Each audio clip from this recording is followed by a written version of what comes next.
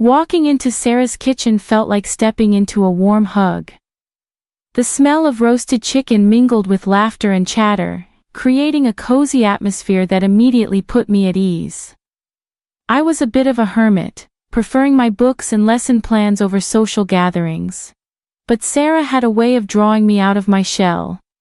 "Emily, you made it," Sarah exclaimed, her voice a beacon in the bustling room.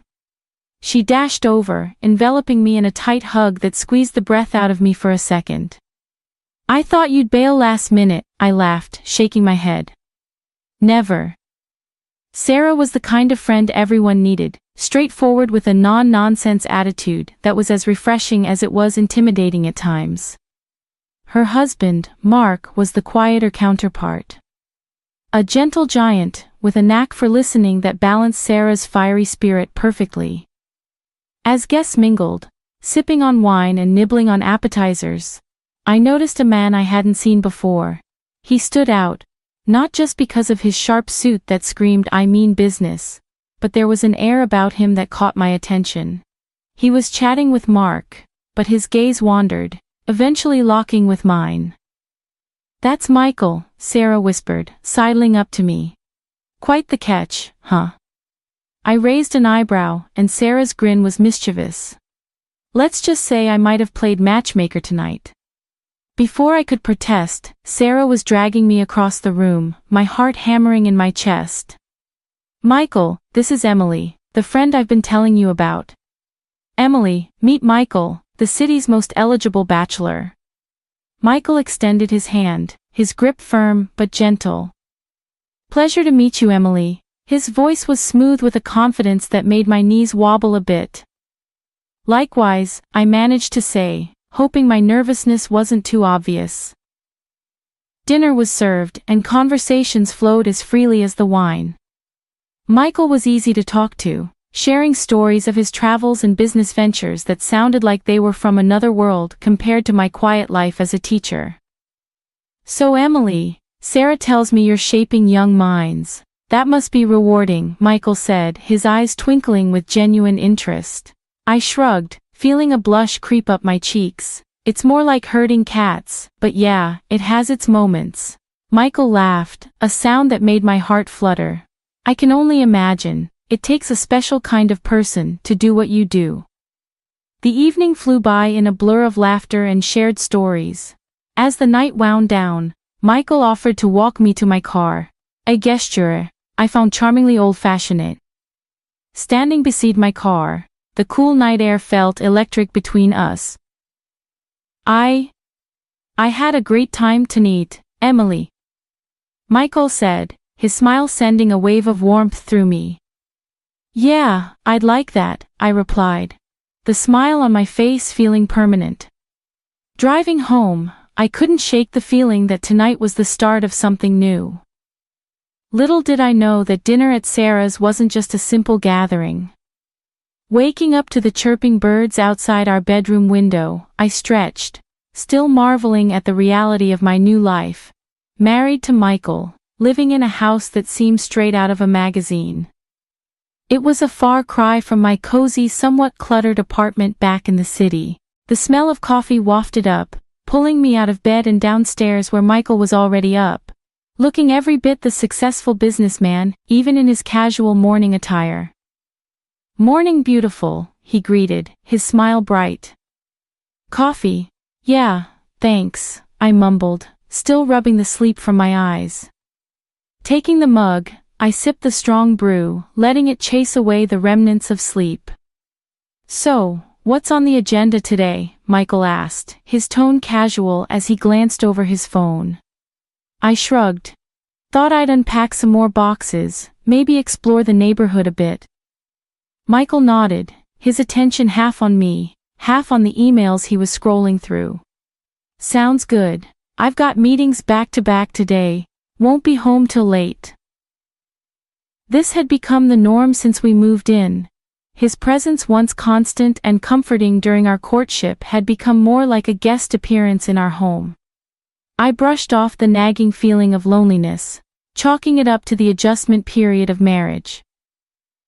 That evening, when Michael finally came home, I decided to approach the subject. "Hey, can we talk?" I asked as he loosened his tie, looking exhausted. "Sure, what's up?" he said, sitting down on the sofa. "It's just, I feel like we're ships passing in the night lately." "I miss us," I admitted, feeling a lump in my throat. Michael sighed, running a hand through his hair.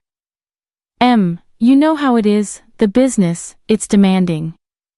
I'm doing this for us." "I know I do, but maybe we could set aside some time just for us, a date night or something," I suggested, hopeful. He looked at me for a long moment before nodding. "You're right, I'm sorry, Em. Let's do that. How about Friday night, dinner at that Italian place you love?" A smile broke through my worries. "I'd like that." As we settled into a comfortable silence, me curled up with a book, and Michael with his laptop, I couldn't help but feel that this was just a hurdle we'd overcome together. After our quiet moment of reconciliation, the days started to blend into one another. Michael tried to make time for us, scheduling those promised date nights, but his phone was always buzzing, pulling him back into the world of work. I found solace in setting up our home, making it ours, filling it with warmth and love, hoping it would bridge the gap that his absence created. One evening, as we sat on the back porch watching the sunset, a rare moment when his phone was silent, I decided it was the right time to bring up the topic that had been weighing on my heart. "Michael, have you thought about us having kids?" I ventured, my voice shaky with nerves. He looked at me, surprise flickering across his face before it settled into a contemplative frown. "Kids, Em? You know how chaotic things are right now. I barely see you as it is. Bringing a kid into this, we're just not ready." His words stung, a mix of disappointment and frustration. "But we won't ever be ready. There's never a perfect time." I thought aloud. "I mean, we talked about this before."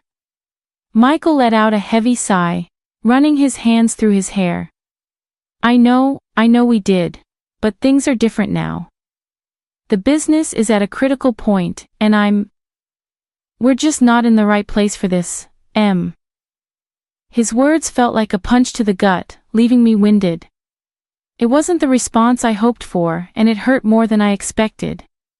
"So what? We just keep waiting until when? Until it's too late."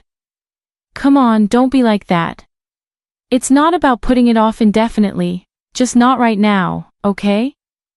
Let's get through this patch, and we'll revisit, I promise," he said, his tone gentle but firm. I nodded, not trusting my voice. The conversation had not gone as I hoped, leaving a heavy silence between us as the night drew in. The gap between us felt wider than ever. 2 years flew by, and the change in Michael was like night turning into day, only in reverse. He was always at the office, buried in work, leaving me alone in our big silent house.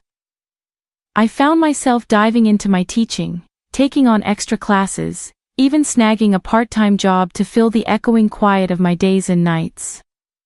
When Michael did show up, it was like living with a storm cloud.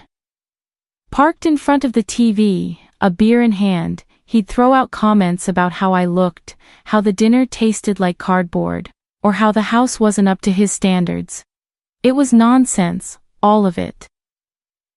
I kept our home spotless, cooked meals that would make a chef nod in approval, and as for my looks, I hadn't let myself go. But the way Michael went on, you'd think I'd given up on everything. Deep down, I knew this wasn't about me or how clean the house was. My dad told me there was someone else, that his late nights were more about who he was with than what he was doing. I've seen enough shifty glances in my time, towered enough kids to know when someone's hiding something. One evening I couldn't take the charade any longer. Michael staggered in late, more booze on his breath than words in his hello. I was waiting for him, my mind made up. "We need to talk," I said, cutting right to the chase as he flopped down on the couch. "About?"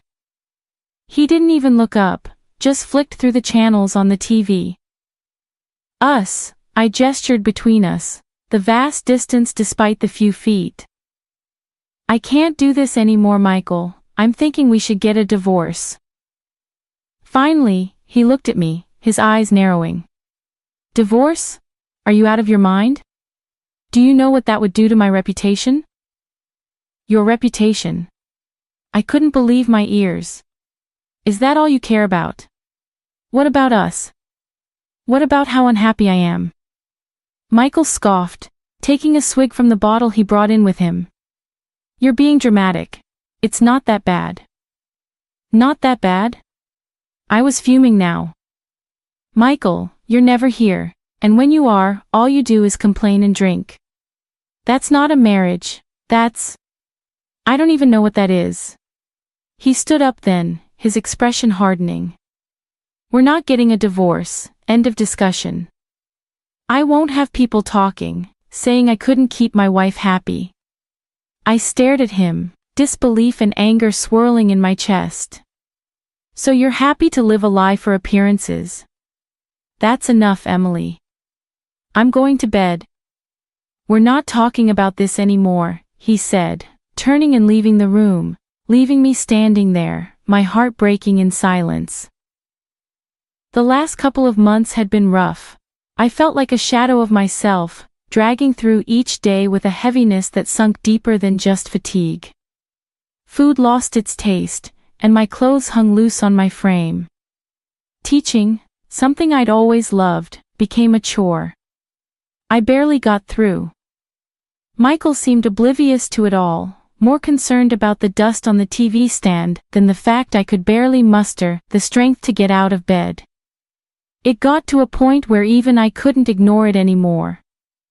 Something was off, and it wasn't just the blues.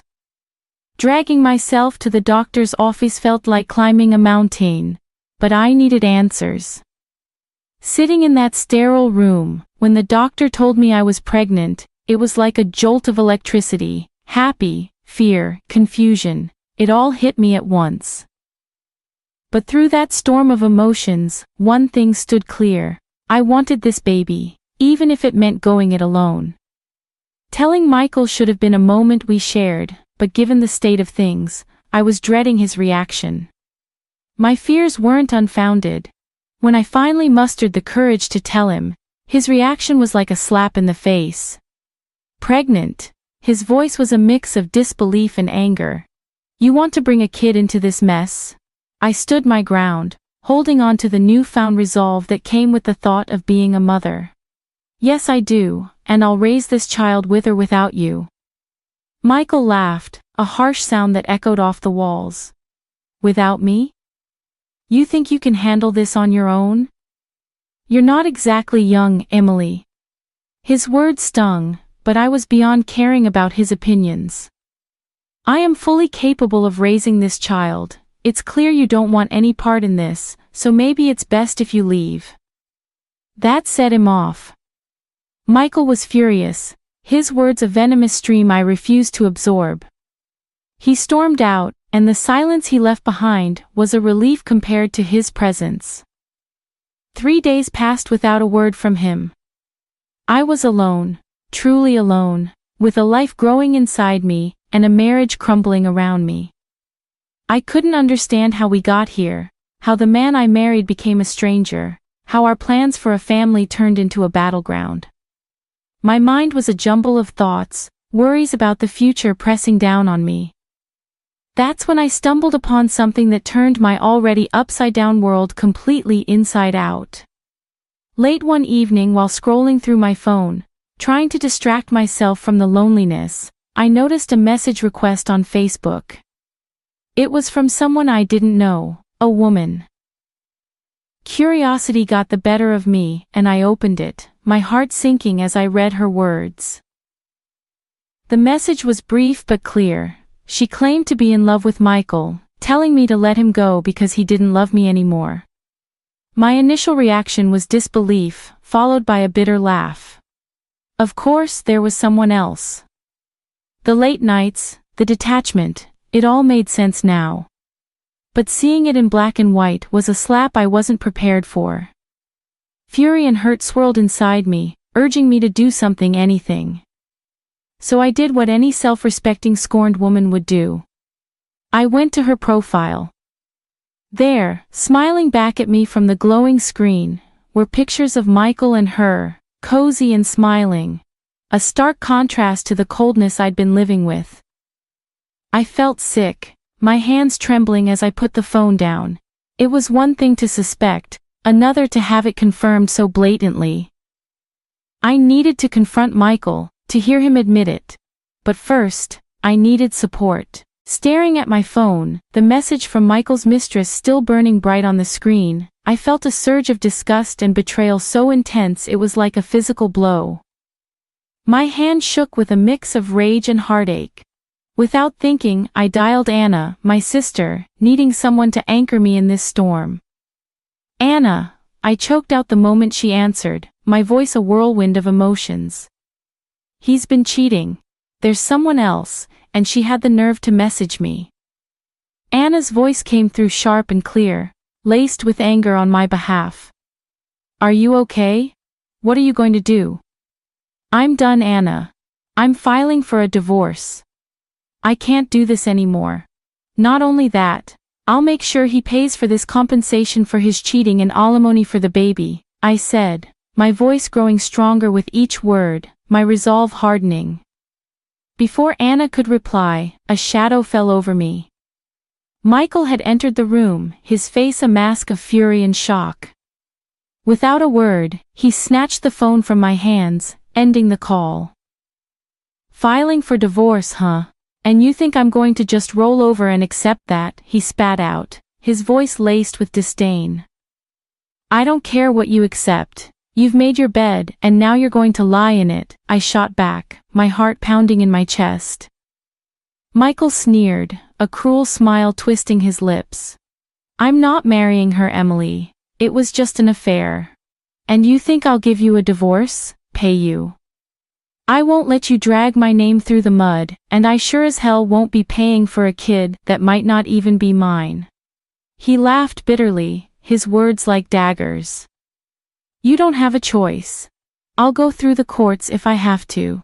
You think you can live this double life, juggling your wife and your mistress without any consequences? You're wrong," I said, standing my ground, despite the storm of emotions raging inside me. The words Michael spat out about not wanting the baby and his refusal to leave his double life behind hit me hard.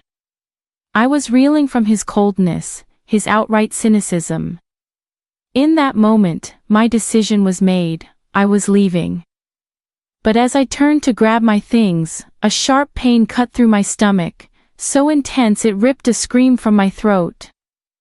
"Michael, call an ambulance," I gasped, doubled over in pain, clutching at my belly. He looked at me, annoyance flickering in his eyes before being replaced by a reluctant sense of responsibility. "I'll drive you," he muttered, clearly irritated by the inconvenience. It was pouring outside, the kind of relentless rain that blurred the world into a watery haze. I struggled to the car, each movement a burst of agony. Michael drove silent and tense as we navigated the slick country roads. Then horror struck. A warm rush of blood, a crimson stain spreading over my clothes and onto the car seat. "Michael," I cried out, terror seizing me. "There's so much blood." His reaction was a mixture of anger and disgust. "Get out," he barked, pulling over with a screech. "You're ruining the upholstery." In disbelief and pain, I somehow managed to get out of the car, expecting, I don't know what, help maybe.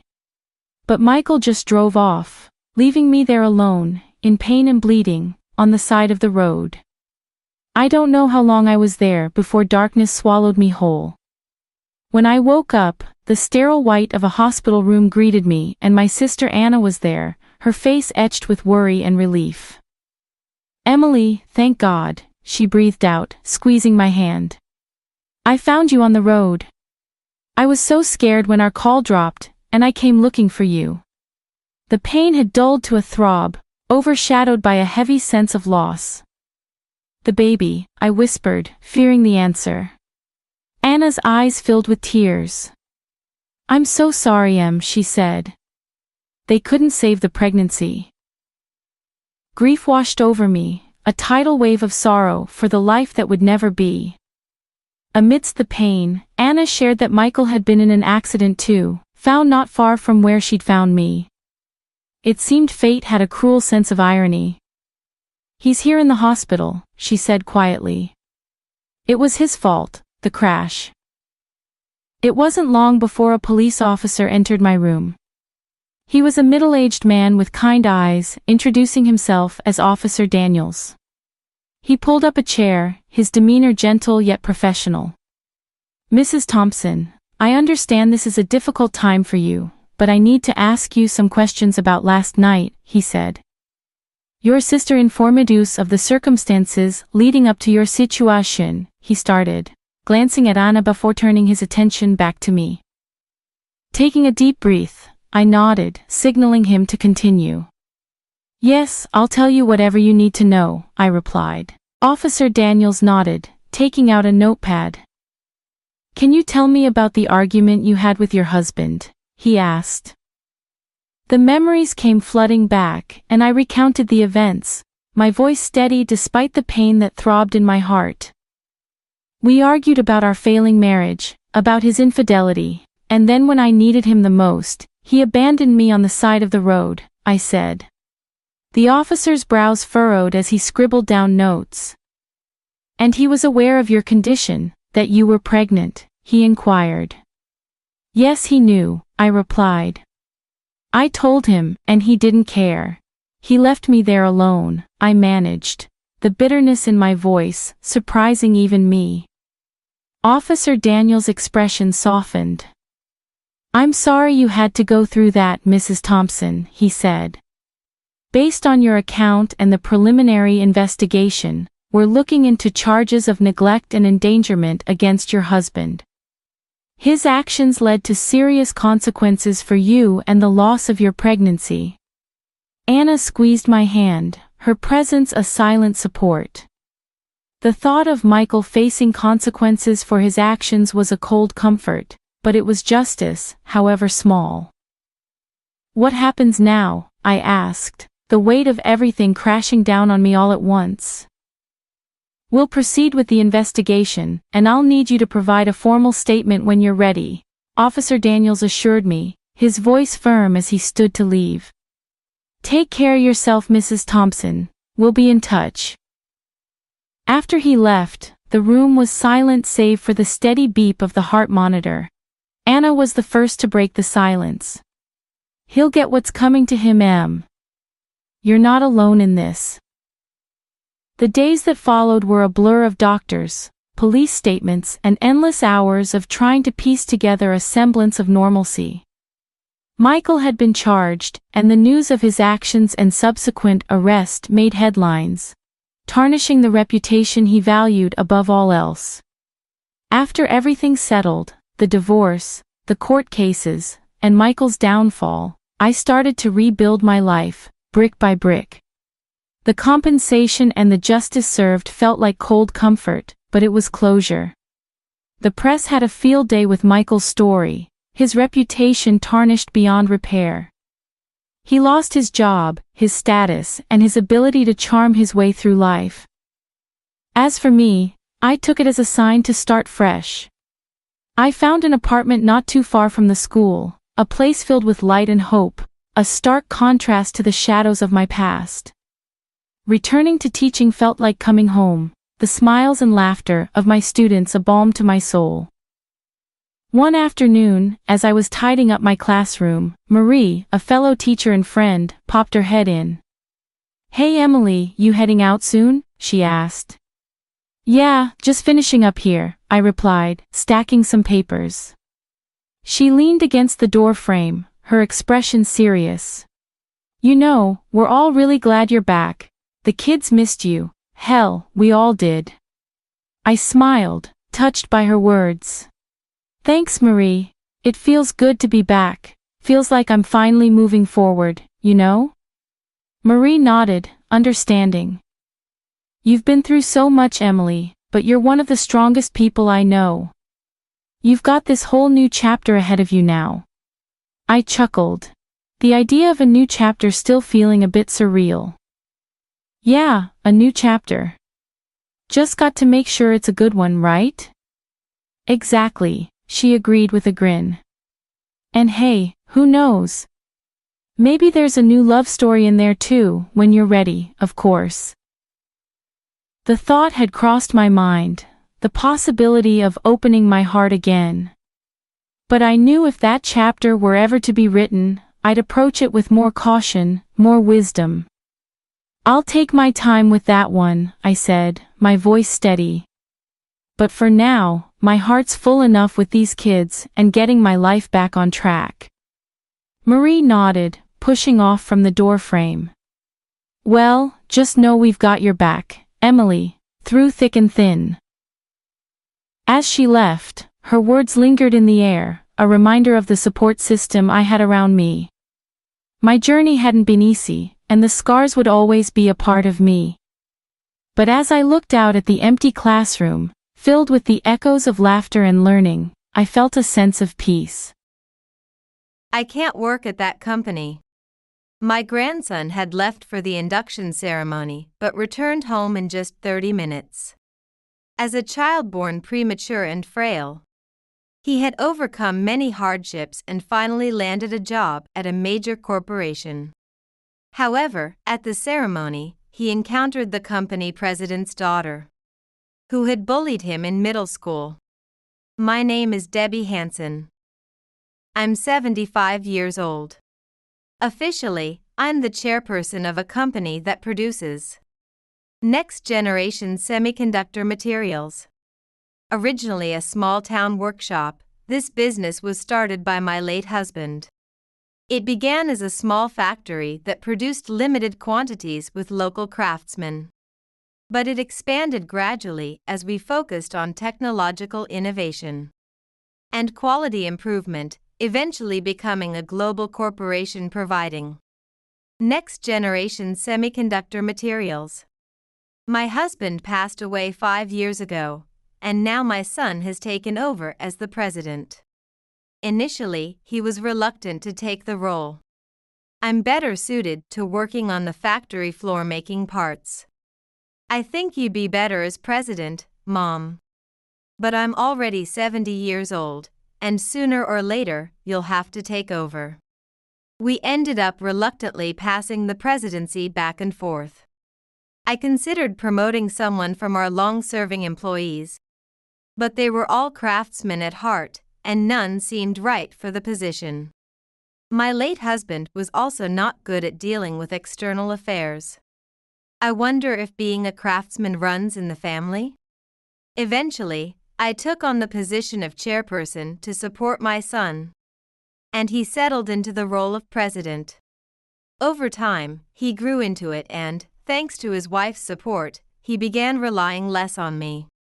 Nowadays, my pleasures are taking care of our cat and watching my grandson grow. Despite having worked desperately with my husband to expand the business, he left for the afterlife, leaving me behind. You've gotten old too, huh? I reminisce about the past while petting our cat, Loki. It was my grandson, Kevin, who had just started elementary school, who brought Loki home as a kitten. Can I keep it if I take good care of it? He had asked. His parents were hesitant, but my husband and I, being soft on our grandson, agreed. Kevin really took good care of the kitten, and Loki became very attached to him. Kevin was born premature, and it was uncertain if he would grow well due to his small size. We could only watch him from outside the incubator, and prayed that he would grow up without any issues. When he was finally discharged from the hospital, we were overjoyed. Although he was not very robust, often falling ill. Yet, it was adorable to see him going to school with his backpack, despite his small stature. When he wanted to keep the cat he found after school, refusing him was out of the question. He's so small and cute, I said as Kevin held the kitten. Will he grow up okay? Kevin asked worriedly. Of course, you were very small when you were born too, but you grew up just fine. I reassured him. Growing up healthy, that was a wish shared by our whole family. Kevin wasn't very sturdy even after starting elementary school, often catching colds which then turned into bronchitis, causing him to miss school. However, he was very bright. Even when he missed school, he would read textbooks, solve practice problems, and read books at home. Perhaps he enjoyed imagining himself traveling through space, or battling villains in his stories because he couldn't run around outside like other kids. His grades were excellent, almost as if his intelligence compensated for his frail body. Wishing he could be less brilliant and more healthy might have been a luxurious worry. In middle school, Kevin decided he wanted to strengthen his body by joining a sports club. He initially wanted to join the judo club, but we all opposed that, not wanting to see our grandson getting thrown around and coming home bruised. We suggested tennis instead, a more individual-paced sport that wouldn't burden his teammates. Kevin agreed, and my husband and I happily provided him with a racket and shoes. I've been physically weak since I was little and joined this club hoping to get healthier. I might cause some trouble, but please bear with me. Kevin greeted his new club members. The coach, seniors, and other new members were very welcoming, although Kevin was probably treated a bit like the underdog. Everyone except Megan Irving was supportive. Megan was a classmate of Kevin's. According to him, she was the daughter of a company president, did well academically, was good at sports, and always had a group of followers. Ah, she's popular, then? I remarked. No, not really. Those girls just stick around because she treats them to things and gives them presents. She's really awful. Kevin's friend, Sean, commented. Kevin had made friends with Sean in middle school. They were in the same class and both belonged to the tennis club. Unlike Kevin, Sean was tall and robust, the picture of health. Gentle Kevin and outgoing Sean, although different in personality, were very good friends. That girl, Megan, targets Kevin and harasses him. What? Why would she? No one in the family had heard such things from Kevin. He wasn't the type to be disliked or attacked by others. Megan can't beat Kevin in test scores. Sean explained her relentless character. Even so, to harass. She hides his shoes during club activities, hits tennis balls far away on purpose to make Kevin fetch them, and sometimes pretends to miss and hits her serves directly at him. This was something I couldn't overlook. I'll go to the school and complain. No, maybe I should go directly to her parents. I was furious. Please don't, Grandma. I'm fine, really. If you do that, I'd be too embarrassed to go to school. Kevin stopped me, and I held back, realizing children have their own ways of handling things. The burden of the tennis club. A boy who's good at studies but clumsy in sports is trash. A poor kid from a small-town factory. Apparently, Megan and her group of girls would say such things audibly enough for Kevin to hear, even outside club time. At that time, our family's workshop was still small, just when next-generation semiconductor materials were starting to gain market demand. The building and factory were still old and small, and from the outside, it might have looked like a poor workshop. But for someone to look down on others just because she's a company president's daughter was unthinkable. Although Kevin asked us to remain silent, it was infuriating. Despite everything, Kevin continued to work hard. occasionally missing club activities due to poor health. But his academic performance remained top of his class. Megan Irving, the president's daughter, was evidently frustrated by this. When Kevin moved to a different class in the second year of middle school, we were relieved. Sean continued to be in the same class, and both Kevin and I were happy. However, Kevin still had to face Megan in the tennis club.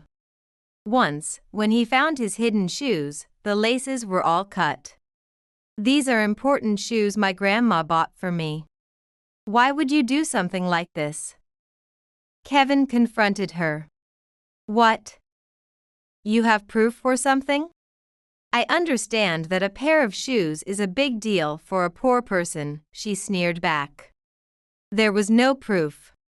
Perhaps Megan had commanded her followers to do it. It's harder to deal with such an evil-natured person than the harassment itself, Kevin admitted for the first time, sounding defeated. "I was worried he might develop a distrust of women because of this." Kevin became classmates with Megan Irving again in third grade, and the harassment in the classroom resumed. Since he was in a different class from Sean, my family and I did not find out about this until much later. Before tests, someone would hide Kevin's notes. During a science experiment, someone broke his equipment, preventing him from proceeding with the experiment. Above all, the backbiting and slander on social media severely hurt Kevin's heart. Some kids spread baseless rumors just for fun, even if they don't mean any harm. Despite this, Kevin continued with the tennis club until his summer retirement, maintaining his grades throughout. However, the stress eventually took its toll, already not the most robust. Kevin fell ill with acute nephritis just before high school entrance exams due to a cold, which forced him into hospitalization. He missed both the exams and his middle school graduation. Our whole family regretted not acting sooner to help him. But Kevin himself seemed surprisingly unaffected. "It's okay. I can take the exam next year. With all this time to study, maybe I'll aim for a higher-ranked school," he said with a laugh. True to his word, Kevin passed the entrance exam for a better high school the following year. He proved to be stronger than I had ever imagined.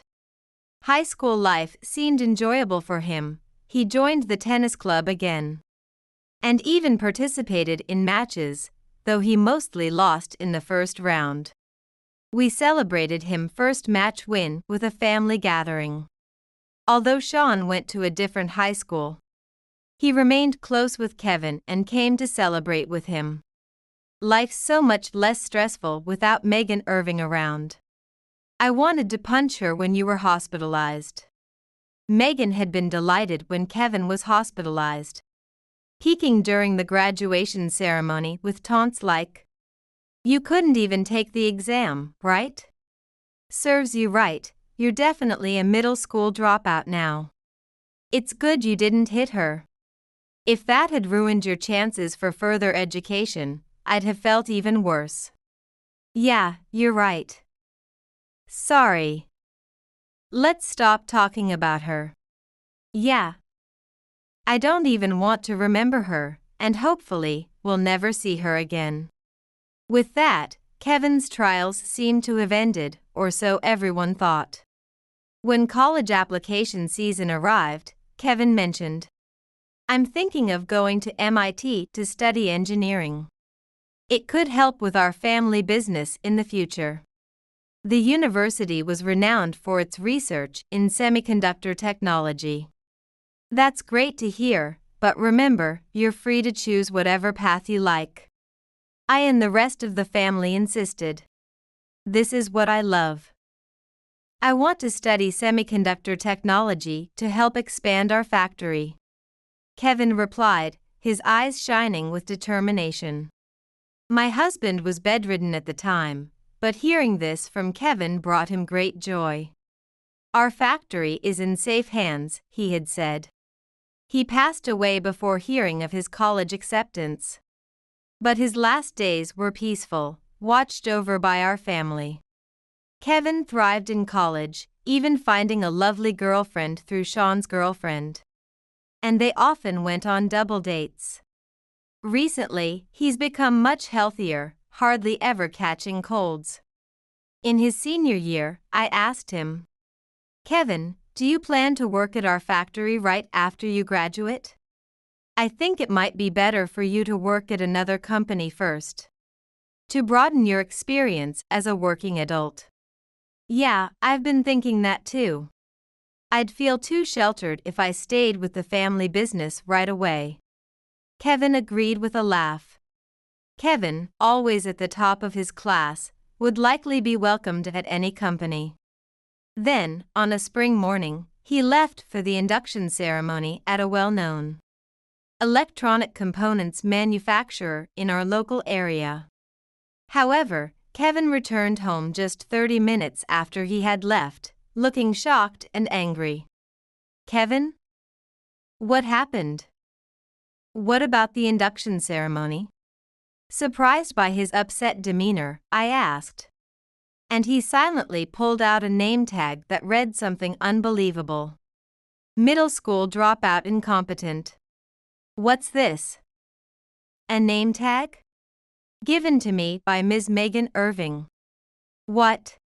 It turns out she's the daughter of the president of the company I joined.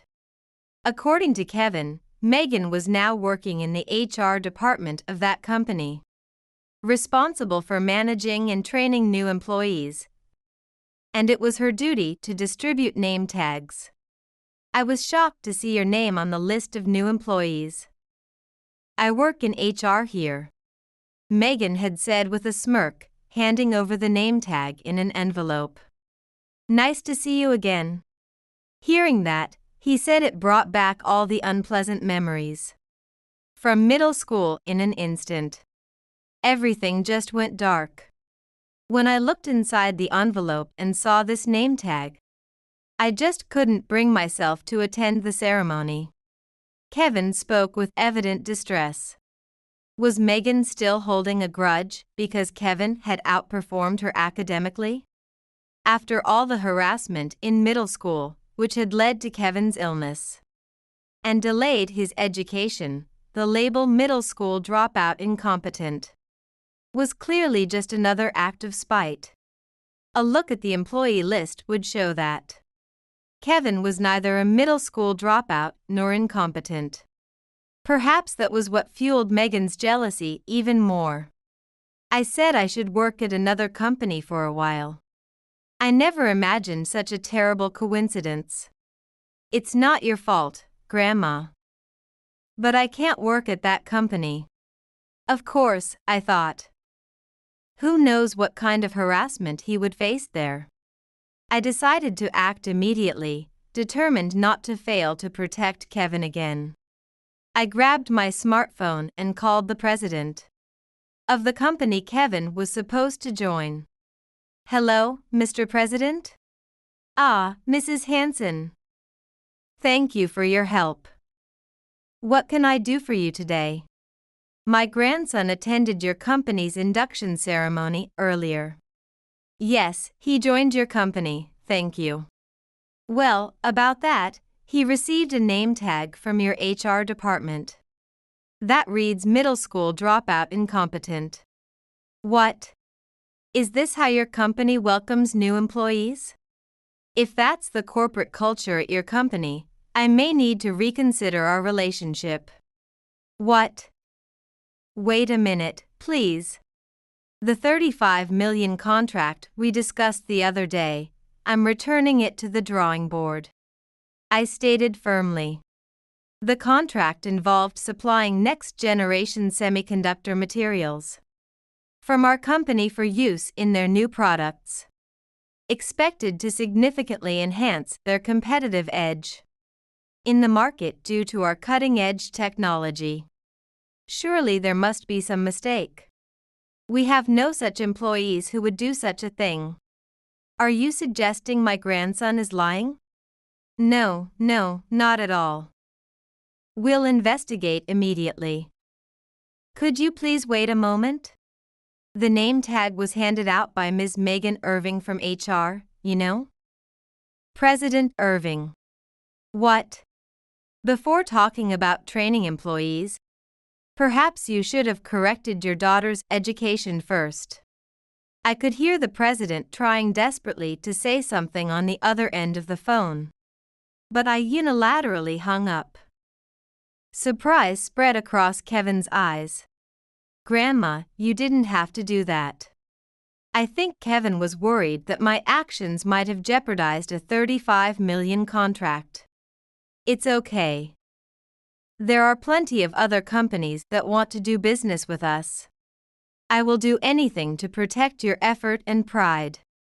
I made the decision on my own, but I believe Kevin's parents would feel the same way. A few hours later, I received a call from my son at the factory. It seems that President Irving and his daughter Megan Irving had come to visit. I was at home, just behind the factory, so I asked them to come around to the house. I hadn't told my son and his wife about the incident yet. Kevin had gone up to his room, likely not wanting to see Megan's face. I decided to confront President Irving alone. I am truly sorry for what my daughter has done. The president apologized deeply, but his daughter stood by with a sullen attitude, thinking about how this girl had tormented. My dear grandson made my anger resurface. Aren't you going to apologize? Prompted by her father.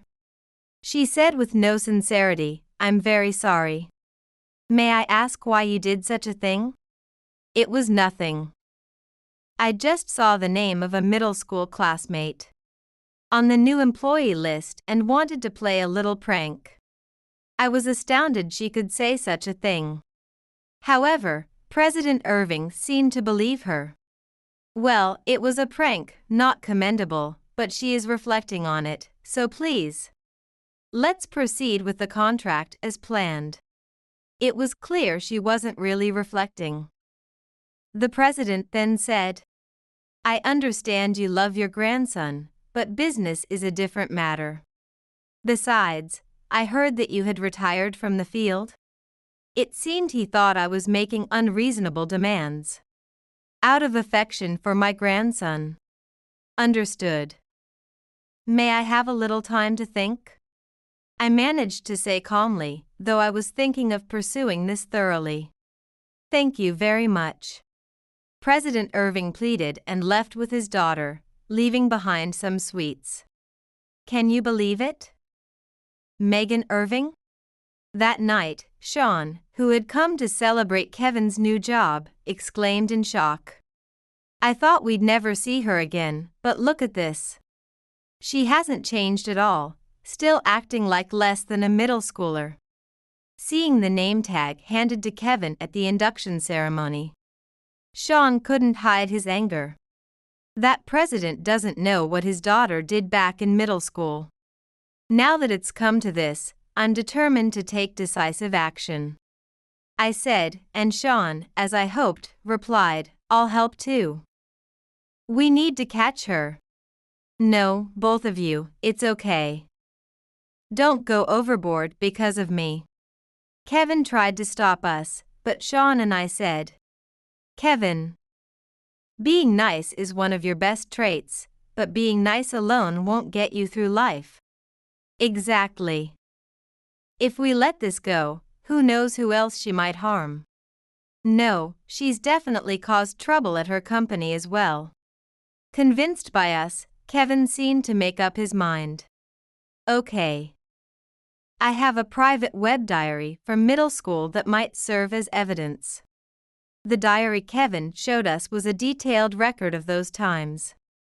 It contained even worse incidents than those Sean had told us about. And reading it brought tears to my eyes. I can't forgive her. Sean was shaking with anger. Evidence of Megan Irving's middle school bullying of Kevin quickly accumulated. Testimonies from tennis club members and classmates were gathered by Sean. Even the girls who had been Megan's followers, who secretly disliked her, were now willing to speak openly about the past. Sean diligently recorded their statements on video. Along with Kevin's hospital records from the time and the recent name tag incident. As well as Kevin's diary, we had ample evidence. I made an appointment with President Irving and visited the company. Have you reconsidered? Greeted with a smile by the president, I showed him the evidence I had brought. As his face turned pale, I said, "These are the actions your daughter took against my grandson during middle school. Because of this, my grandson fell ill and delayed his advancement by a year." The president made an internal call and summoned his daughter to his office. "Megan, what have you done?" he yelled as she entered the room, looking bewildered. Upon seeing me, she seemed to understand the situation. "Is there anything else?" Her attitude was defiant to the extreme. "Listen. There is evidence of what you did in middle school. What would you do if you were sued?" "What are you talking about, Dad? Those minor pranks from so long ago are well past the statute of limitations." It appeared that the daughter was more knowledgeable about the law than her father. Indeed, it would be difficult to legally pursue matters after so much time had passed.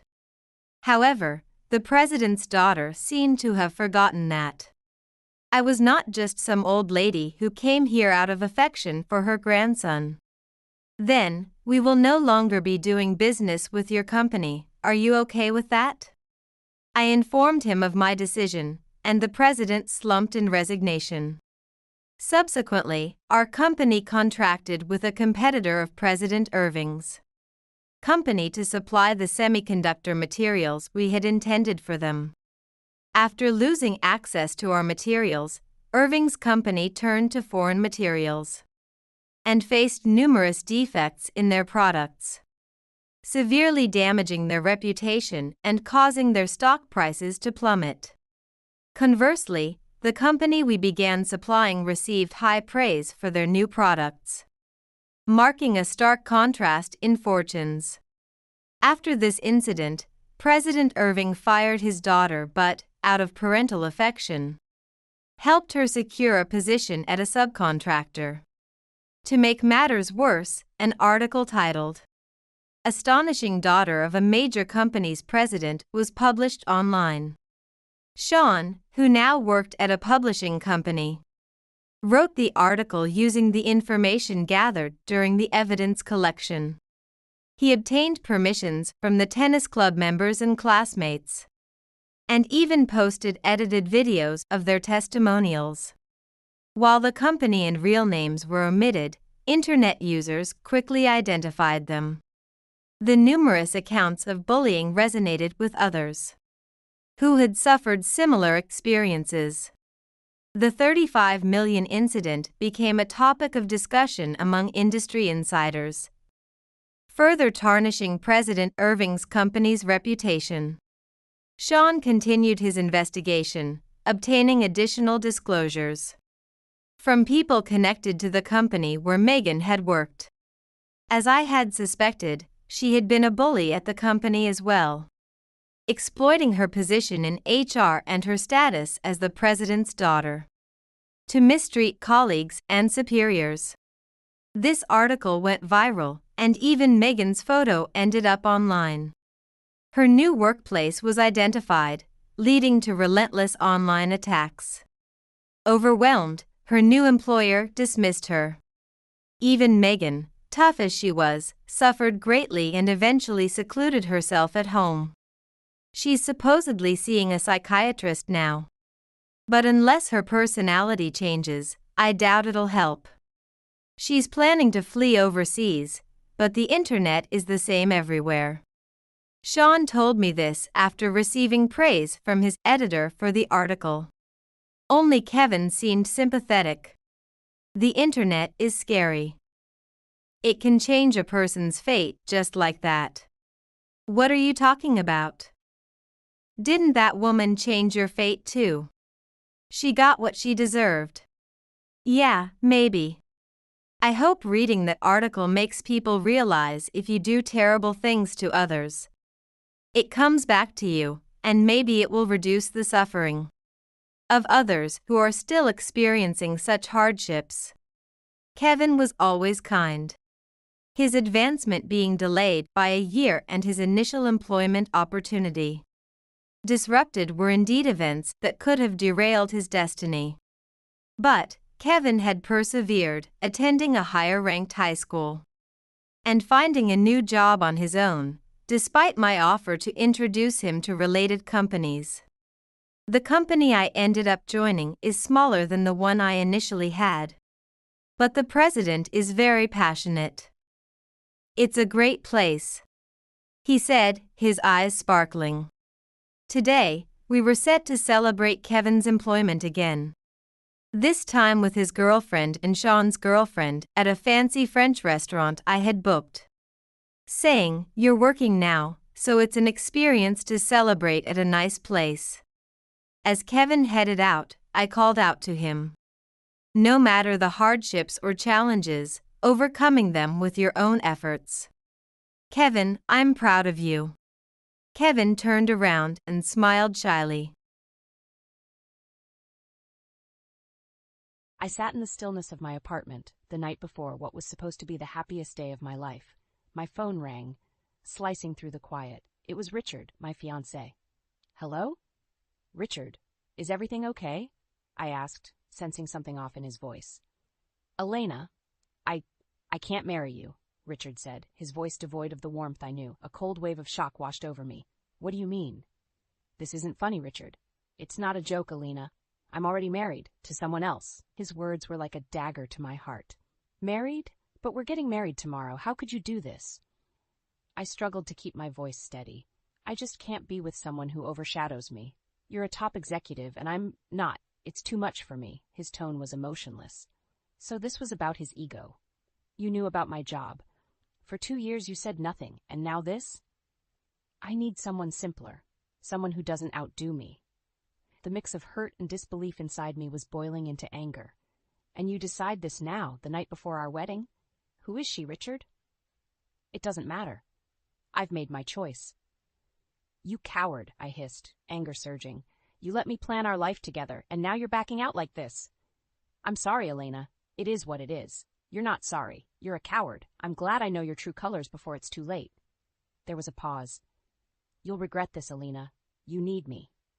"I don't need a man who doesn't respect me. Goodbye, Richard." I ended the call, my hand shaking with a mix of rage and shock. Sitting alone, the magnitude of the conversation hit me. The man I thought I knew was nothing but a lie. But amidst the hurt, I felt a surprising relief. This wasn't just an ending. It was a beginning. My chance to rebuild my life without Richard's deceitful shadow. My heart hardened with determination. Richard had wounded me deeply, but I wouldn't let him get away with it. He would regret crossing me. I would make sure of that. I lay awake that night, the darkness of my bedroom mirroring the turmoil in my mind. How had I not seen Richard's true colors? Our relationship, once a source of joy, now felt like a well-crafted facade. The painful realization stung. I thought back to how it all started. My uncle, a well-respected businessman, had introduced me to Richard. "He's a promising sales manager," he had said. "You two might hit it off." I was reluctant, but I agreed to meet Richard out of respect for my uncle. Our first meeting was at a quiet cafe. Richard was charming, attentive, and seemed genuinely interested in my career as a marketing executive. We clicked instantly. I thought I had found someone who understood and respected my ambitions. But as I lay there, replaying our conversations, the signs were clear. Richard's subtle digs at my achievements, his veiled comments about women in leadership, they were all red flags I had ignored. He was never proud of me. He was intimidated by me. I remembered the times he'd belittle my work. "It's just marketing, Elena. It's not like you're saving lives," he'd scoff. His words, once brushed off as harmless jokes, now echoed in my mind as clear indicators of his resentment. It dawned on me that his recent behavior, the late nights, the sudden business trips, it wasn't just work. He was seeing someone else. The pieces fell into place, forming a picture of betrayal. I got out of bed, my mind racing with anger and hurt. Richard had humiliated me, but I wasn't going to let him have the last word. He had underestimated me, and that was his biggest mistake. I opened my laptop and began to draft an email to my colleagues. Richard and I had invited them to our wedding, and they deserved to know the truth. I wrote with a clear purpose, detailing Richard's betrayal without sounding bitter. I wanted the facts to speak for themselves. As I hit send, a sense of empowerment washed over me. This was just the beginning. Richard had tried to break me, but instead he had awakened a strength I never knew I had. I would make him regret ever taking me for granted. The game had just begun. The next morning I woke up to a flurry of messages. Colleagues, friends, family, everyone was shocked. The news of Richard's deceit had spread like wildfire. There was an outpouring of support for me, but among these, one message caught my eye. It was from Richard. "Can we meet?" "I think there's been a misunderstanding," his message read. Misunderstanding? The audacity of that word made my blood boil. I agreed to meet him, not for reconciliation, but to confront him, to face the man who had tried to break me. We met at a park, a neutral ground away from prying eyes. Richard was there, looking disheveled, a stark contrast to the composed man I once knew. "Elena, thank you for meeting me. I think you got it all wrong," he started, but I cut him off. "Save it, Richard. There's nothing you can say to justify your actions. You're a liar and a cheat. What did you expect, calling off our wedding and admitting you're already married?" Richard's face reddened. "I didn't expect you to react this way. You're blowing this out of proportion." "Out of proportion? You were living a double life, Richard. What did you expect me to do? Smile and wish you a happy marriage?" He shifted uncomfortably. "Look, I know I messed up, but can't we put this behind us? I mean, we were good together, weren't we?" I stared at him in disbelief. "Put this behind us? You humiliated me, Richard, and now you expect me to just forget it?" "Elena, please, I know I've made a mistake, but I need you. My job is at risk because of this mess. You have connections. You can help me." I couldn't believe what I was hearing. "You want my help? After everything you've done?" He took a step closer. "Elena, we can sort this out. I know people are talking, but we can fix this. Together." I stepped back, my resolve hardening. "The only thing that needs fixing is your moral compass, Richard. We are done. And as for your job, you should have thought about that before you betrayed me." I turned and walked away, leaving Richard standing there, a picture of desperation. I felt a surge of strength within me. Richard thought he could manipulate me, but he was wrong. I was not the same person he had toyed with. The game had changed, and I was now the one in control. The days following my confrontation with Richard were a whirlwind. My mind was constantly racing, not with sadness but with a burning desire for retribution. Richard had tried to crush me, but he had only fueled my determination. I started by reaching out to a few trusted colleagues and friends, laying the groundwork for my plan. Word of mouth was powerful, and I intended to use it to expose Richard's true character. I shared my story not as a victim, but as a survivor of deceit. My narrative was factual, yet poignant, a tale of betrayal by a man who was a master of manipulation. Then came the opportunity I was waiting for. An industry event was coming up, one Richard and I were supposed to attend together. I decided to go alone, knowing well that Richard would be there. The evening of the event, I walked into the room with confidence. I could feel the eyes on me, the whispered conversations. I spotted Richard in the crowd, his face a mask of unease. As I mingled, I overheard snippets of conversation. "That's Elena. Can you believe what Richard did to her?" The word was spreading, just as I had planned. Then, Richard approached me, his expression a mix of anger and desperation. "Elena, we need to talk. You're ruining me." I looked him straight in the eyes. "I'm not doing anything, Richard. If your reputation is ruined, you have only yourself to blame." He grabbed my arm, his grip tight. "You're enjoying this, aren't you? Making me the villain." I pulled my arm away. "I don't need to make you a villain, Richard. You did that all by yourself." As I walked away, I could feel Richard's eyes burning into my back, but I didn't care. I was no longer the woman he thought he could control. The event was a success. By the end of the night, Richard's deceit was the talk of the town. His professional reputation was crumbling, just as he had tried to shatter mine. But this was just the beginning. I knew Richard would not go down without a fight. I needed to be ready for whatever he had planned. My resolve was firm. I would not back down. This was my battle, and I was determined to win. A few days after the industry event, I was at my office when my phone buzzed with an unexpected call. It was Richard. Against my better judgment, I answered, curiosity getting the better of me. Elena, you need to stop this madness. Richard's voice was laced with frustration. This isn't my doing, Richard. It's the consequence of your actions, I replied coolly. You're destroying my career. I've lost clients, friends. His voice trailed off into a mix of anger and desperation.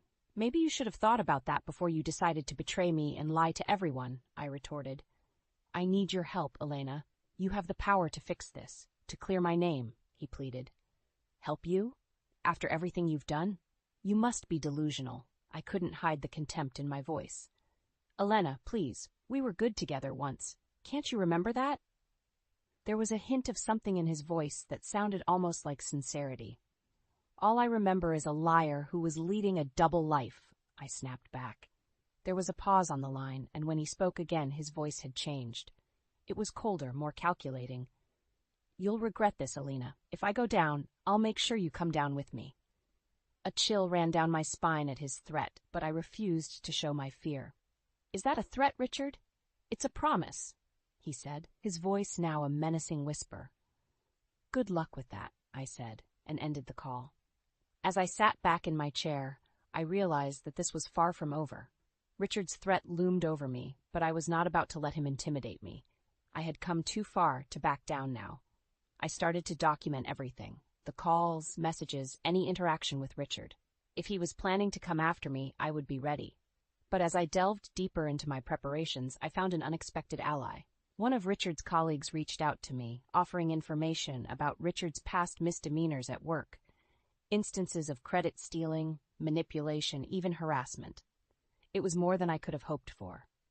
Armed with this new information, I knew what I had to do. It was time to take the fight to Richard. I was going to expose him for who he truly was, not just to our social circle, but to his professional world as well. Richard had started this war, but I was going to finish it. The next few weeks were a whirlwind of activity. With the information provided by Richard's colleague, I meticulously compiled a dossier of his professional misconduct. It was a damning portrait of a man who had built his career on deceit and manipulation. I reached out to Richard's company's HR department, presenting them with the evidence. The response was swift and decisive. Richard was suspended pending a full investigation. The news spread quickly, and soon Richard's professional reputation was in tatters. But I wasn't done yet. I had one last card to play. I filed a legal claim against Richard for emotional distress and the financial losses incurred due to the canceled wedding. It was a bold move, but I was determined to hold him accountable. As I walked out of my lawyer's office, I felt a weight lift off my shoulders. I had stood up to Richard, and I had won. But it was a hollow victory. The man I had once loved was now nothing but a bitter memory. In the midst of all this, my uncle reached out to me. Elena, you've handled this situation with incredible strength and grace, he said. I shrugged. I did what I had to do. There's something I want to discuss with you, he continued. I've been thinking about retirement, and I believe you're the perfect person to take over the business. I was taken aback. Me? But, Uncle, there are others far more qualified. You have a keen mind for business, Elena. You've shown that time and again. I can't think of anyone better to lead the company into the future, he insisted. I was hesitant at first, but as we talked, the idea began to take root. This was my chance to step out of Richard's shadow and make a name for myself. I'll do it, I finally said. I'll take over the business. My uncle smiled. I knew you would. I have every confidence in you. As I left my uncle's office, I felt a sense of purpose and excitement for the first time in months. I was going to lead my uncle's company, and I was going to make it my own. Richard had tried to break me, but he had only made me stronger. I was no longer the woman he had betrayed. I was a leader, a fighter, and a survivor. As I looked ahead to the future, I knew there were challenges ahead, but I was ready for them. I had emerged from this ordeal stronger and more determined than ever. Richard's betrayal had been the catalyst for my transformation. I had lost a fiancé, but I had found myself. And that was worth more than any wedding could ever be. You're nothing without me, Ivy. Don't forget that. You're lucky I'm putting up with you. Blake spat, his voice cutting through the tension like a knife. His eyes were cold, lips curling in disdain as he looked at me from across the dining table. I could feel the heat rising to my cheeks. I clenched my fists under the table to keep from trembling. This wasn't the first time Blake belittled me, but tonight was different. There was nothing left of the man I had married, only this stranger who thrived on crushing my spirit. His high-paying job made him think he was king of our household, and I was just a serf. I'm doing my best, I said quietly, trying to keep my voice steady. My freelance work is going well. I just landed a new client today. A new client? Blake laughed, the sound harsh and mocking. Your freelance project is a cute little hobby, Ivy. Don't forget whose salary actually pays the bills around here. He leaned back in his chair, crossing his arms. Graphic design, he sneered as if the very words were beneath him. What would you even do without me? You'd be penniless. Remember that. I felt my frustration bubbling over. This wasn't about the bills or money. It was about respect, something Blake seemed to have forgotten. Blake, this is important to me. It's a real job, even if you don't see it that way. I'm contributing, too. Blake's expression hardened. You're contributing nothing but headaches. I manage the finances. I make the tough decisions. You play on your computer. There's a big difference. The air felt thick with unspoken anger. He always managed our money, giving me just enough to get by. Even groceries felt like an uphill battle. But despite the control, I had been putting money aside little by little without Blake knowing. Blake stood up abruptly. I'm done with this conversation. His tone was final, absolute, meant to put me back in my place. Clean up the kitchen. I'm going to bed. As he walked away, I could feel the tears welling up, but I swallowed them back. Not tonight. I wouldn't let him see me break. Not again. In the quiet of the kitchen, I scrubbed the dishes with more force than necessary, trying to wash away the frustration clinging to me. Later, I sat at my small desk in the living room, my computer screen glowing softly. Blake's words echoed in my mind, but they fueled something new within me. Not fear. Not sadness. Determination. Sophie's text notification popped up on my phone. How's it going tonight? I hesitated, but replied truthfully. Same old. Can we talk tomorrow? Of course. Anytime. He was my lifeline, the one person who saw through Blake's facade and encouraged me to stand up for myself. I took a deep breath and opened my project files. Seeing the colorful, creative work in progress was like a balm to my wounded pride. This was mine. This was my future. Blake's condescending laughter still rang in my ears, but I focused on the design before me, vowing silently that I wouldn't let his words define my worth. I would prove him wrong. This fight wasn't over, not by a long shot. With renewed determination, I began working on my project, each click of the mouse a step towards reclaiming my life from Blake's shadow. The next morning, the smell of coffee greeted me as I entered the kitchen. Blake sat at the table, his head buried in the morning paper. He didn't even look up as I poured myself a cup. Don't forget to pick up my dry cleaning, he said, his tone authoritative. And we need to talk about your spending. You've been going over budget on groceries again. I bit back my retort. It seemed everything I did was wrong in his eyes. Sure, I'll take care of it, I muttered, grabbing my coffee and heading for the door. Outside, the crisp air was a relief from the stifling tension inside. I made my way to Sophie's place across the street, grateful for the brief escape. She opened the door almost immediately, a concerned look on her face. Morning, Ivy. You okay? Sophie asked, ushering me inside. I sank into her comfy couch, finally able to breathe. Same old, I said, shrugging. Blake had another meltdown over money this morning. Sophie shook her head, handing me a steaming mug of tea. You deserve better than this, Ivy. You're talented and hard-working. Have you thought about setting up a separate account? Something he can't touch? A glimmer of hope sparked inside me. Actually, I already have one. I've been saving what I can from my freelance earnings. It's not much, but it's something. Sophie's eyes lit up. See? You're already making moves. Just keep building on that. You need to be ready for anything. I nodded, feeling a renewed sense of determination. Thanks, Sophie. I don't know what I'd do without you. She gripped my hand reassuringly. You're stronger than you think, Ivy. Just keep pushing forward. Back home, I sat at my computer, diving into work. The project flowed effortlessly, my client's excitement contagious. But it wasn't long before Blake's looming presence interrupted my focus. "Ivy, come here," he barked from the living room. I hurried over, feeling my stomach knot. Blake was standing, arms crossed. "I looked through our finances. We're tight this month. You've been spending too much again." "That's not fair," I replied, trying to keep my voice calm. "Prices have gone up. I'm doing the best I can with what you give me." His eyes flashed with anger. "You always have an excuse that maybe if you focused less on your art and more on running this household, we wouldn't have these problems."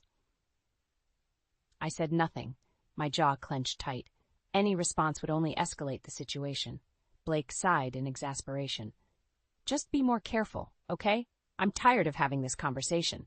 I nodded, turning away before he could see the tears threatening to spill over. Back at my desk, I forced myself to focus on my work again, using the creative process as a sanctuary from his relentless criticism. Later, as I stepped out to run errands, I found myself crossing paths with Vanessa, Blake's colleague. She flashed me a polite smile, seemingly unaware of the storm brewing in my marriage. Little did she know, she was part of it. At the grocery store, I carefully budgeted with the meager amount Blake allowed. The cashier's sympathetic smile felt like a small comfort in a sea of frustration. As I loaded the bags into my car, my phone buzzed. Another client inquiry. Small victories, I thought, starting the engine and heading home. The day passed in the same tense rhythm. By nightfall, the house was silent, Blake already asleep. I stood at the window, looking out at the darkened street. Sophie's encouraging words echoed in my mind. Just keep pushing forward. Taking a deep breath, I returned to my desk, immersing myself in my work. I was building something that was mine and mine alone, steadily chipping away at the chains Blake had wrapped around my life. This was just the beginning. "Can you please make sure dinner is ready by 6?" Blake called out from the living room, his voice dripping with entitlement. I took a deep breath, pausing my work to answer him. "Sure, Blake. I'll start cooking in a bit."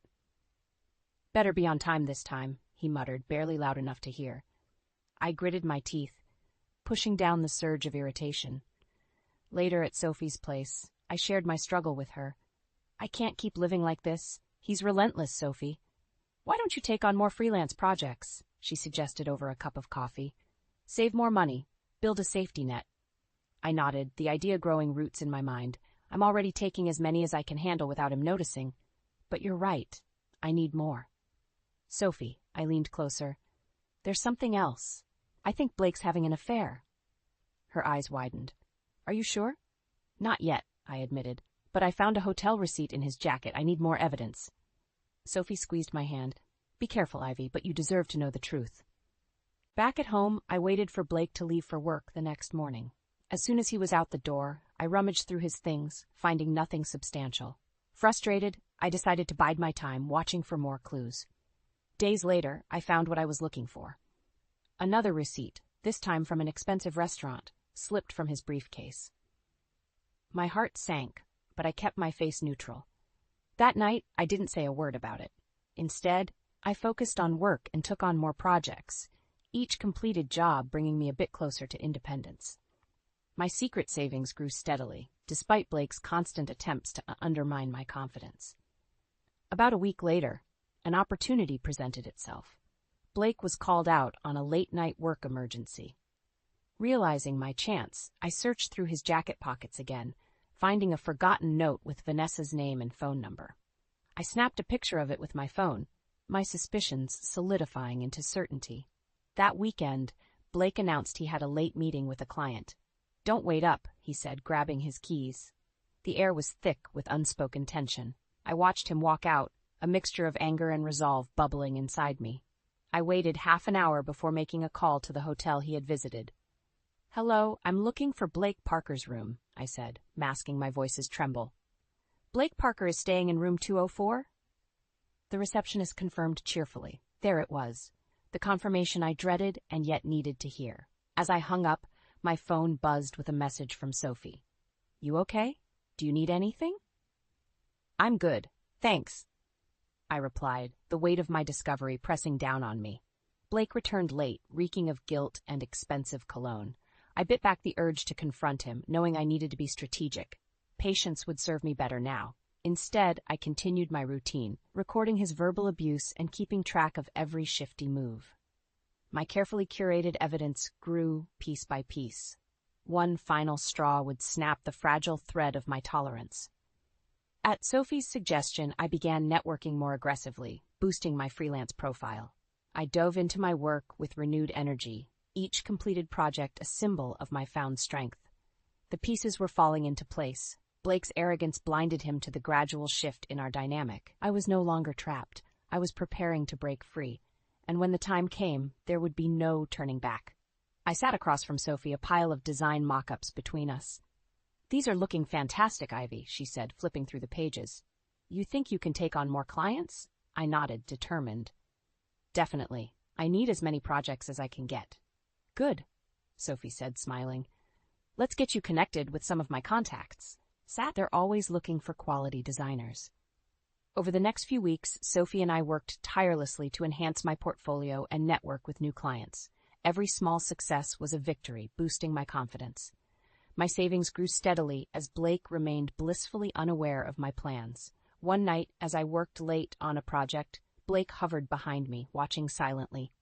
Suspicious but unsure, he finally broke his silence. "What are you doing, Ivy?" "Just finishing a freelance project," I replied calmly, keeping my eyes on the screen. Blake scoffed. "You and these little projects, make sure you're not neglecting your responsibilities around here." "I'm not," I said firmly. "This work is important to me." He sighed, shaking his head. "Just don't let it interfere with the household. You need to prioritize better."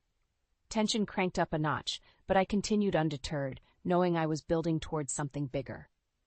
Meanwhile, Blake's behavior grew more erratic. He constantly checked on me, his suspicion fueling a toxic atmosphere at home. One evening, after a particularly heated argument over money, I knew I had to act faster. "Sophie, I need your help," I said, my voice shaky as I explained the latest confrontation. "We'll get you through this, Ivy," she reassured, holding my hand. "Focus on gathering all the evidence you need. I'll help you however I can." The next day, I decided to install a small camera in the living room, discreetly hidden among the books on the shelf. It was my insurance, my means of capturing his aggression and painting the true picture of our life together. As Blake continued his escapades with Vanessa, leaving little clues here and there, I collected each piece methodically. The recordings piled up, his scathing remarks, his controlling behavior, his blatant disrespect. One night, I reviewed the footage alone at my desk. Blake's voice filled the room, laced with contempt. "You're worthless, Ivy. Without me, you're nothing." The words stung, but they also fortified my resolve. Days later, Blake left his laptop open as he took a call in another room. Heart pounding, I seized the opportunity, quickly accessing his email. There it was, a string of messages with Vanessa, detailing their meetings and expenses. I copied everything, making sure to leave no trace. After he left for work the following morning, I met Sophie in my kitchen. "I've got it all," I said quietly, showing her the evidence. Her eyes widened as she scrolled through the emails. "This is enough, Ivy. You can confront him now. You've got everything you need." I nodded, bracing myself. "I just need to time it right, when he's least expecting it." That evening, Blake arrived home in a foul mood, grumbling about work. "Dinner ready?" he barked. "It's almost done," I replied, keeping my tone neutral. As we sat down to eat, I watched him carefully, feeling a strange mix of fear and empowerment. Soon, I would confront him, and this charade would end. I had built my case, strengthened my position, and was ready to reclaim my life. With every bite, I steeled my nerves, knowing the moment of truth was fast approaching. The game was nearly over, and this time, I would emerge victorious. Blake stormed through the front door, slamming it behind him.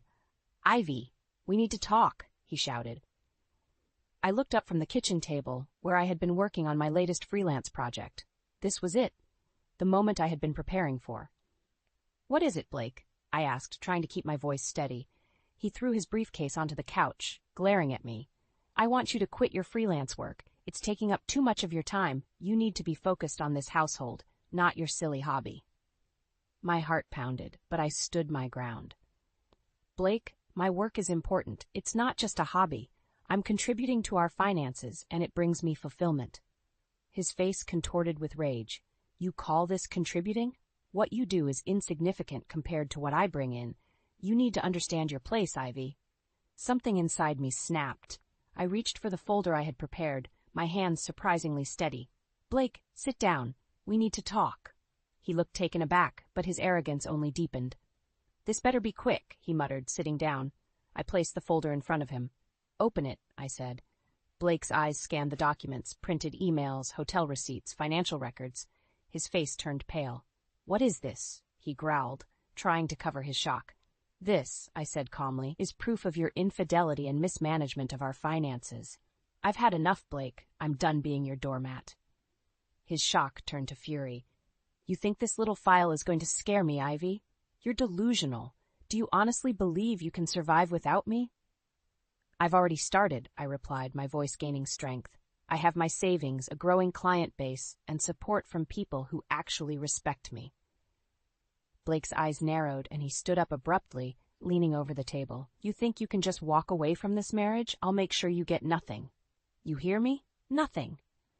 I met his gaze, unflinching. I have enough evidence to ensure you won't be able to control everything anymore. And guess what? I want a separation. He scoffed, shaking his head. Fine, Ivy. You want a separation? Good luck. You'll come crawling back once you realize you can't handle the real world. I stood up, matching his aggression with a calm determination. I'm done living under your shadow, Blake. You'll see just how capable I am. Now pack your things and get out. Blake stood there, his expression a mix of disbelief and fury. You're making a huge mistake, Ivy. No, I said firmly. The mistake was thinking I needed you. Without another word, Blake grabbed his briefcase and stormed upstairs. I heard the sounds of drawers opening and closing, his anger palpable even through the walls. When he finally emerged, a suitcase in hand, he paused at the door. You'll regret this, Ivy, he said, his voice low and menacing. Goodbye, Blake, I replied, not looking back as he left. As the door clicked shut behind him, a wave of relief washed over me. It wasn't the end, but it was a new beginning. I walked to the window, taking in the quiet street outside, feeling a sense of calm I hadn't felt in years. It was time to rebuild, and for the first time in a long time, I felt free. Blake moved out that evening. At first, he seemed confident, as if certain he could manipulate me into taking him back. But as days turned into weeks, reality began to set in. Ivy, we need to talk, Blake said one afternoon, standing on the porch, a forced smile on his face. I opened the door, but didn't invite him in. What is it, Blake? I miss you, he said, unconvincingly. This whole separation thing, it was a mistake. We should try to work things out. I crossed my arms, standing firm. Work things out? After everything you've done? No, Blake. I'm moving forward with the divorce. His face darkened, the facade of charm slipping. Do you really want to ruin both our lives over this? Think about it, Ivy. You can't make it on your own. I already am, I said calmly. I've landed a major contract with a marketing firm. I'm financially independent, Blake. I don't need you. Blake's eyes flickered with anger. How can you do this to me?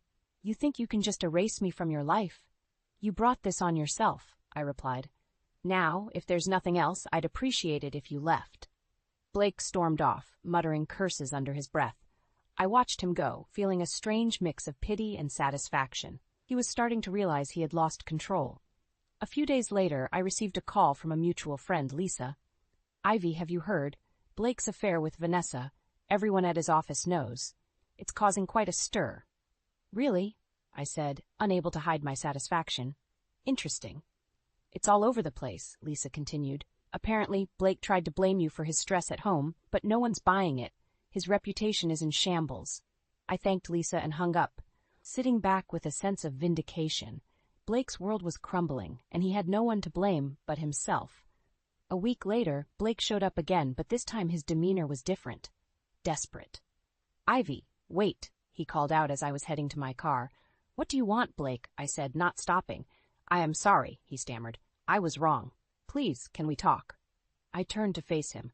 Talk about what? You've shown your true colors. I'll quit my job. I'll do anything. Just give me another chance. He looked pathetic, a shadow of the man who once tried to dominate my life. I shook my head slowly. It's too late for that, Blake. You need to face the consequences of your actions. As I drove away, I felt lighter. Blake's downfall was his own doing. and he was finally reaping what he had sown. The next few weeks saw Blake's life unravel further. Vanessa left him for another colleague, someone with better prospects. The scandal at his workplace grew, leading to his termination. Friends distanced themselves, unwilling to associate with a sinking ship. Meanwhile, my freelance business thrived. The major contract I had mentioned to Blake was just the beginning. New clients poured in, drawn by the quality and dedication I put into every project. My confidence soared, and my financial independence was solidified. I finalized the divorce, gaining significant compensation from Blake. He was left with a tarnished career and a bleak personal life. The irony wasn't lost on me. His arrogance had led him to this point. One evening, as I sat in my newly decorated living room, I received a text from Sophie. "Celebration dinner tomorrow?" "You've earned it." "Absolutely," I replied, smiling to myself. The future looked bright, and for the first time in years I felt truly free. Blake's chapter in my life was closed, and I was ready for whatever came next.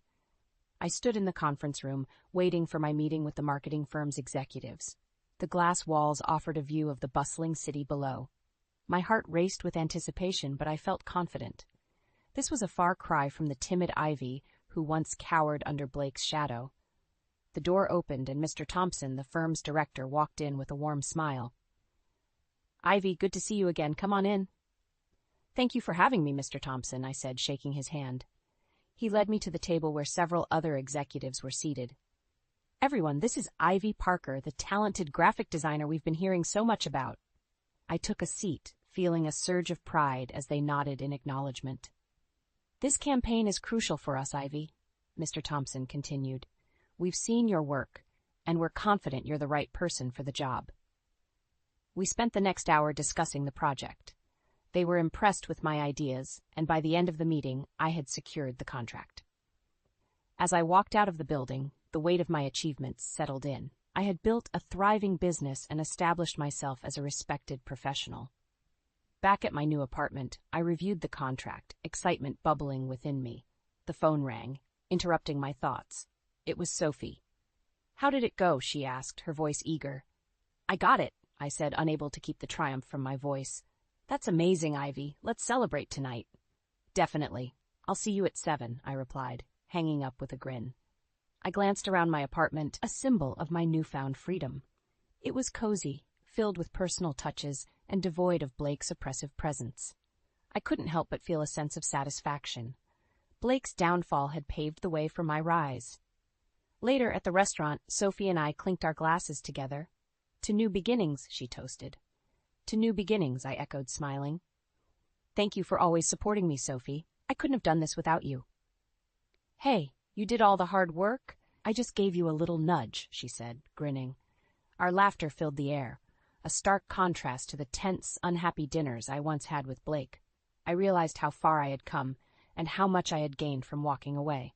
The next morning, I received an unexpected email. It was from Vanessa. "Ivy, I don't know if you'll read this, but I wanted to apologize. I never meant to hurt you. Blake deceived me too. I've left him and moved on. I hope you find peace." I stared at the message, feeling a strange mix of emotions. I had no intention of replying, but it was a reminder of how much had changed. Blake's attempts to reach out continued to fail. His calls and messages went unanswered. He was now working a menial job after struggling to find employment in his field, his reputation too tarnished to recover. He had become the epitome of lost potential while I had thrived. I felt no pity for him. This was his karma, the consequence of his arrogance and betrayal. He had underestimated me, and now he was living with the results. As for me, my life was full of new opportunities and possibilities. I had not only survived, but flourished. The future was mine to shape, free from the shadows of my past. That evening, as I sat on my balcony, watching the city lights, I felt a deep sense of contentment. The journey had been tough, but it had made me stronger.